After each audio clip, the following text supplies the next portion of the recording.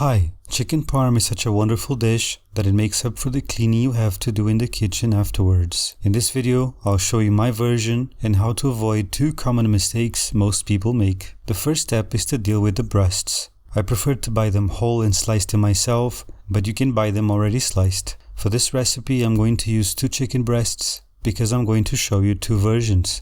But the amount you use depends on how many servings you want to make. Before slicing the fillets, I like to remove any excess fat or connective tissue that sometimes is still there, as you can see, but this is an optional step. To fillet the breasts, you place your hand on top, pressing somewhat firmly, and make parallel cuts with a very sharp knife. I prefer the fillets to be relatively thin, so they don't take long to fry and don't run as much risk of drying out. As I cut the fillets, I transfer them onto a bowl and continue with the rest. When cutting, if you end up with an uneven piece, trim the edges and use it in another dish. I got about 3 fillets per breast, but as I said, it depends on the thickness you prefer. With the fillets ready, I'm going to puree an onion with an immersion blender, but you could use a regular blender or even grate it, and in that case you're going to cry a lot, which is good because it helps to unburden the day-to-day sorrows. Over the fillets, I put salt, then the onion puree and black pepper. In addition to giving flavor, the function of the onion is to break up the meat fibers a little with the acid it contains. That will be all the seasoning I'm going to use on the chicken. Otherwise the flavor would be too chaotic and confused, which often happens when people over-season their food, so there comes a point where you can't even identify what you're eating because its natural flavor has been buried in dozens of powders and mixtures. Now I cover it with plastic wrap and put it in the fridge for at least 30 minutes while I make the tomato sauce. And for the sauce, in a cold pan I put olive oil and finely chopped garlic. Then I turn the heat on low and start to sauté. There is a myth that many people repeat that garlic burns too easily if alone in a pan, but that applies to any food you leave to cook unsupervised. The low heat will ensure that the garlic releases its scent without burning. When the garlic has filled your home with a smell that will make your neighbors very jealous, it's time to add the tomato paste. And then, over medium heat, we are going to cook or caramelize this tomato paste so that the flavor and color are more intense, and also to reduce the acidity.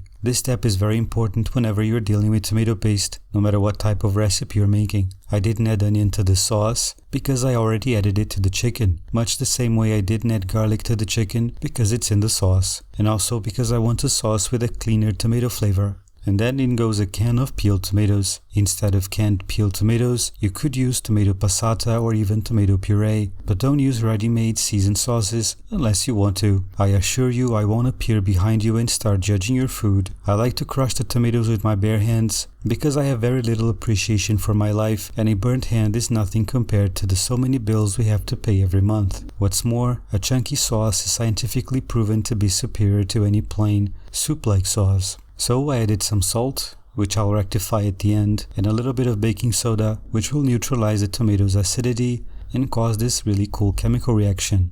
I filled a can of tomatoes halfway with water and added it to the sauce, then stirred and covered. After about 10 minutes on low heat, I tasted it and it needed salt. I tasted it again and it needed a little bit of sugar. And that's how you cook, tasting and adjusting the mixtures. If you don't taste what you're cooking, your food will always be a box of surprises, which won't always be pleasant. I recommend that you prep the chicken and sauce a day in advance, but the 30 minutes I mentioned already helps.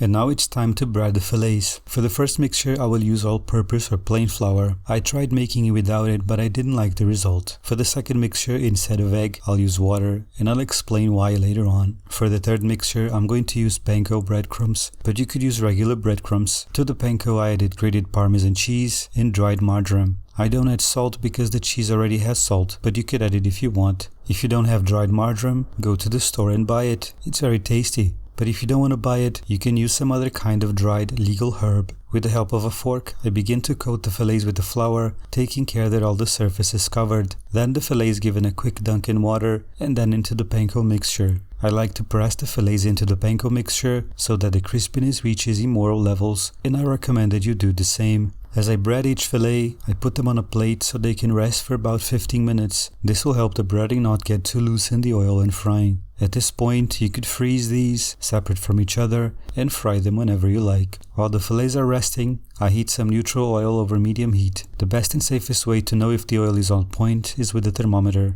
It should read 180 degrees Celsius, 350 Fahrenheit.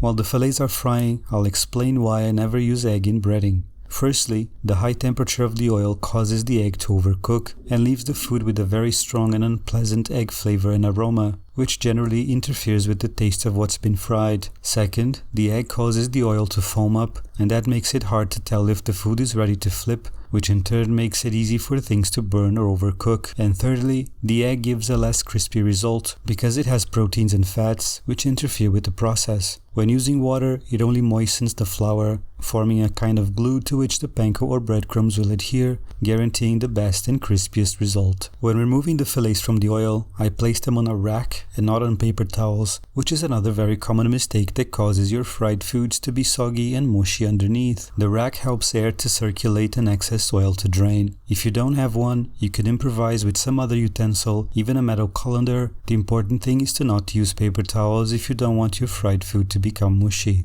If you want, you can stop the recipe right here and eat the chicken with some side dish, but I'll continue. Another very common mistake is to put sauce at the base of the dish where the fillets will be baked. When you do this, the crunch you got from frying the fillets will be completely lost, and you will be left with a soft, loose layer of soggy breading. A little sauce is placed on top of each fillet, taking care not to cover it completely, otherwise the edges will be wet regardless. Where I live, you can buy freshly grated mozzarella cheese in the deli, which is why I don't shred my own. The mozzarella cheese goes on top of the sauce, then some Parmesan cheese, because that's where the name Parmigiana comes from, and a light pinch of oregano, as it can be very invasive. And then the dish goes into the oven to brown. Meanwhile, I'll show you the second version. If you don't want to fry the fillets, you can skip the breading and simply pan fry the fillets in a little oil. When putting any meat in a frying pan, it's very important to leave it alone so that it really browns. If you keep moving it, the meat won't brown. When the fillets are brown on one side, you turn them over and place the toppings. Another option would be to make the breaded version in the air fryer, but I think the result would be a little dry, so this version seems juicier to me. Then you add a little water and cover the skillet. After a few minutes, it's ready. If you want to make it even healthier, you can leave the cheese and sauce out and not call it chicken parm, because it won't be. This is the end result of the best version, the fried one. More beautiful than that,